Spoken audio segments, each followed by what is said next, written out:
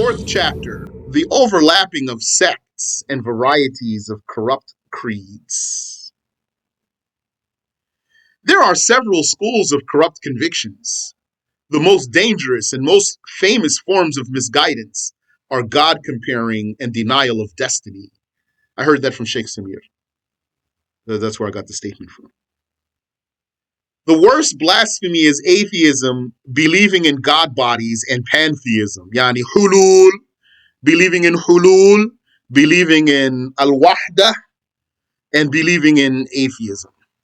That's the order of the blasphemy. Oh no, not in an order. That's not a hierarchy there. Okay. All three of those are the worst of blasphemies. Sheikh does say on occasion atheism is the worst blasphemy, without those other two. Okay. The last two are cases of God comparing, believing that God dwells in bodies of creatures, or believing that God and the world are one and the same. Other cases include the case of rulership, the case of the major sinner, the case of faith, and the case of created agency, meaning created will. And many sects have spoken about the issue of God's speech. The Khawarij and Rawafid meet at the case of imamah, rulership.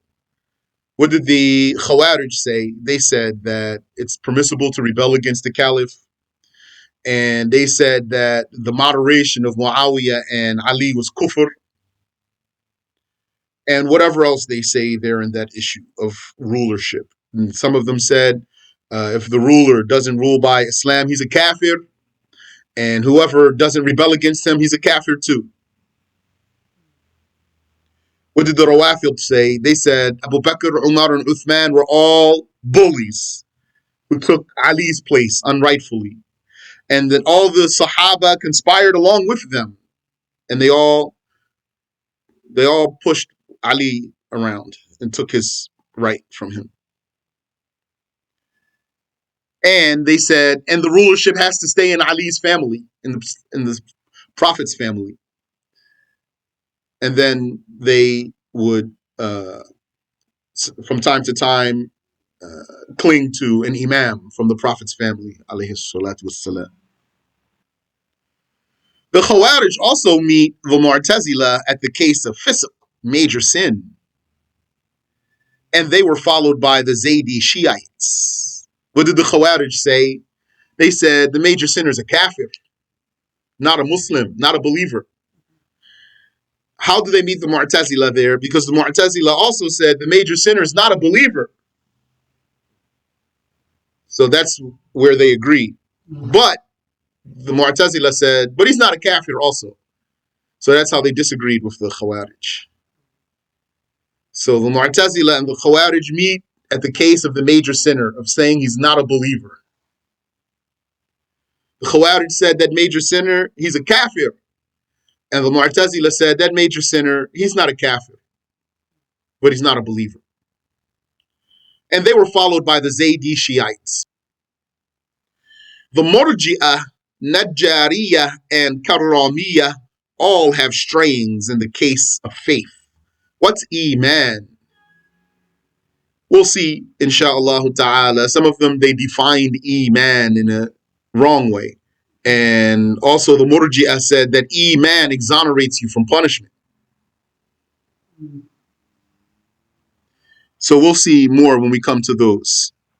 Created agency is denied by the Jahmites, the Jahmiyyah, and some Murji'ah. Some of the Murji'ah, those who have more than just irja' in their creed. They have denial of created will in their creed too. We'll come back to those, insha'Allah. Comparing God, the essence of paganism. Comparing God to creations is the basis of paganism. It first appeared after Prophet Enoch, alayhi salatu wassalam.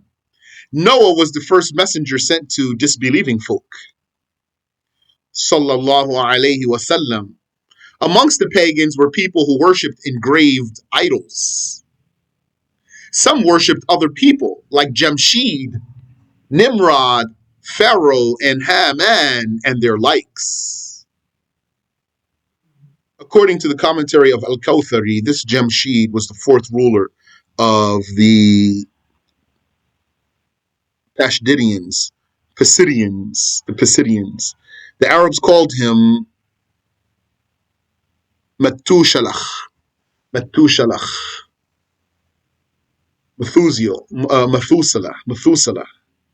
His name is in some of the lineage of the prophets. Some prophets, his name is in their lineages. Matushalach, unless it's a different one. Some worship beauty, believing that God enters beautiful things. Thus, they are hululiyah. Some were sun worshippers. Some were moon worshippers. Some were star worshippers. Some of those star worshippers worshipped particular stars or constellations like Sirius and Gemini. Some used to worship angels, claiming that they are the daughters of God. Those are the people that Allah said about them, إِنَّ الَّذِينَ لَا يُؤْمِنُونَ بِالْآخِرَةِ لَيُسَمُّونَ الْمَلَائِكَةَ تَسْمِيَةَ الْأُنثَى. Those are the people that God said about them. Indeed, those who do not believe in the afterlife, they certainly name the angels with the naming of the female. And some worshipped cows, and some even worshipped the devil.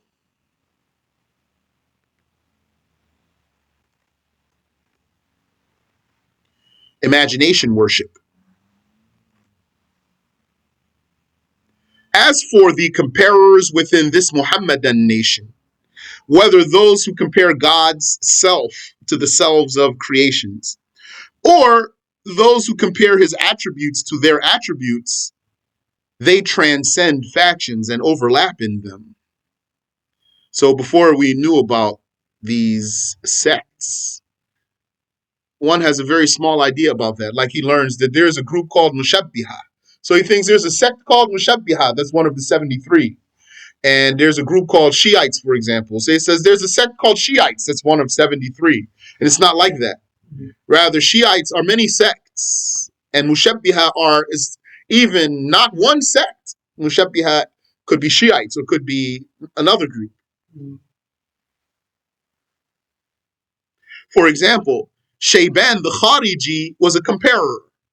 For that reason, the rest of the Tha'aliba outlaws deemed him a disbeliever for being a Mushabbih. The other Khawarij said he was a kafir because he was a Mushabbih. Along with Ahlul Sunnah, they also called him a kafir because he was a Mushabbih. And the other outlaws who were not Tha'aliba, they deemed him a disbeliever for his military assistance to Abu Muslim. And the Mu'tazila of Basra confirmed a created will for Allah.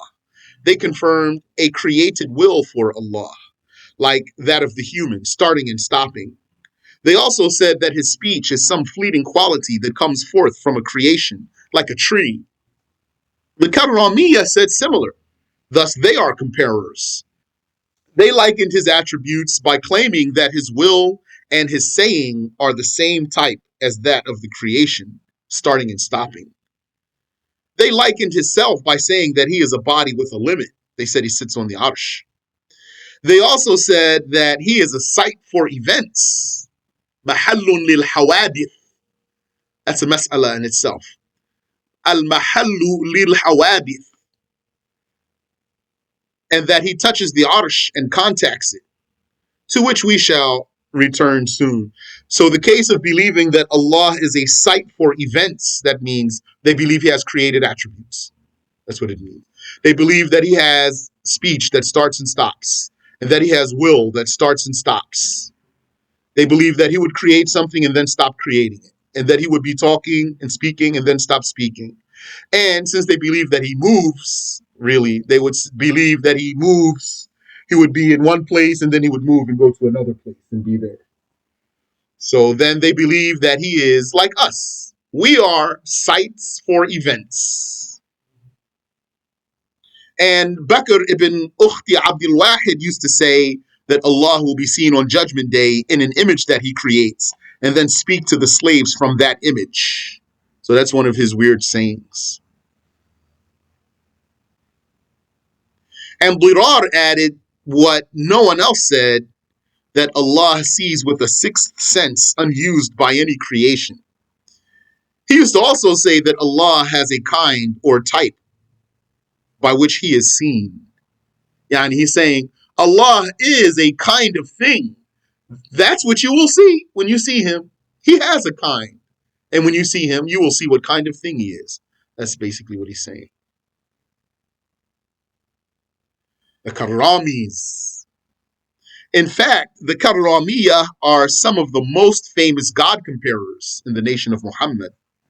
They are the true Salaf of Ibn Taymiyyah and his Wahhabi followers who did not take a lesson from the fact that Ahlul Sunnah deemed as misguided whoever believed that Allah is over the Arsh. That's a very weird thing. They know about that, the Karramiyah, what the Karramiyah believe, and Ahlul Sunnah's deeming Karramiyah as kuffar, and yet they believe like them. Very strange.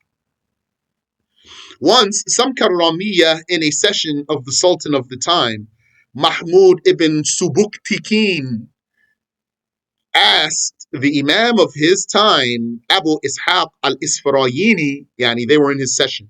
Yani this Sultan had a session, and he had Sheikh in his session, and there were some Karramiyah there.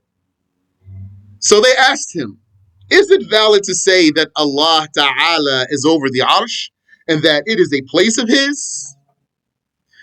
He said, no. Then he extended his hands, put one over the other, and said, for something to be over another is like this. And he continued to say, then it could only be that the upper one is bigger than the lower one, or smaller than the lower one, or the same size. Regardless, it would need a specifier to specify it. Everything specified has a limit, and whatever has a limit is not God, because having a limit is the very sign of being created. When they heard that answer, they did not know how to respond. So some of the hooligans amongst them caused an uproar, and the Sultan had to personally protect the Imam from a mob. When presented with this inescapable argument, they became confused. Some therefore said, God is larger than the throne. Some said, they are the same size. And none of them said he's smaller. One, whose name is Ibn al-Muhajir, committed to saying that Allah is as wide as the throne. All of these sayings dictate having a limit, the very indication of createdness. It is not valid that the maker of the world be described like that. Among their heresies, the Karramiyah, for which they were so bold to be the first to innovate, because everyone else knew how scandalous it is to say, was that Allah is a site for events. Mahallun lil hawadith. They say that sayings recur in his self, and that he wills from time to time, and that he realizes what he hears, sees, and knows in intervals. They said that he realizes what he hears, sees, and knows in intervals. They said also that his contacting the upper side of the Arsh is something that happens to him. They asserted that these are all transient qualities occurring for his self. Exalted is he from what they say. Is that clear?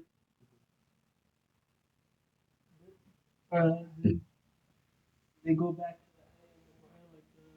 the Wahhabiyya book, and this is where they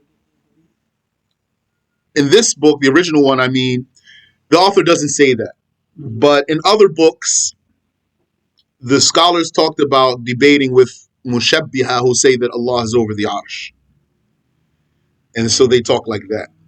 And those were old scholars from a long time ago. So maybe it was those ones they were dealing with, the Karramiyah. However, the source of God comparing in the nation of Muhammad is two Shiite groups who took their comparisons from the Jews. The word however is here to say, but don't think that the Karramiyah are the origin or the source of Tashbih. The Shiites, the source of God comparing in the nation of Muhammad is two Shiite groups who took their comparisons from the Jews. Both are called Al-Hishamiyah, and both practice religion by bodifying God and giving him a limit and an edge. That is beyond their confusion about caliphate and rulership, being Shiites. They are the followers of Hisham ibn al-Hakam, who compares what he worships to humans and claimed that God's height is 7 handspans of his own hands, and that Allah Ta'ala is a light shining from all sides like a shimmering silver bar, or a white pearl.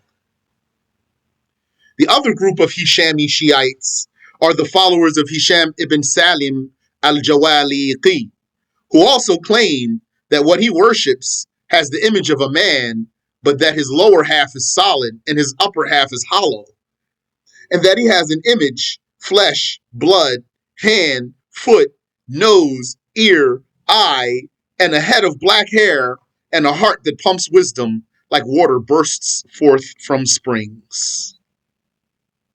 Any intellectual would immediately know that anyone who believes as such has no share in Islam. There are many comparers amongst the Rawafid. Dawood al-Jawaribi confirmed for Allah all organs of a human, saying, just spare me from the private part and the beard. He's saying, I won't go that far. And the Zurariya Shiites claim that God's life, knowledge, power, hearing, and sight are like that of the creations, and that it is all something temporal, like the attributes of the bodies. And the Shaytaniyah claim that Allah does not know something before it happens. So to them, his knowledge is created and occurring like the knowledge of the slaves.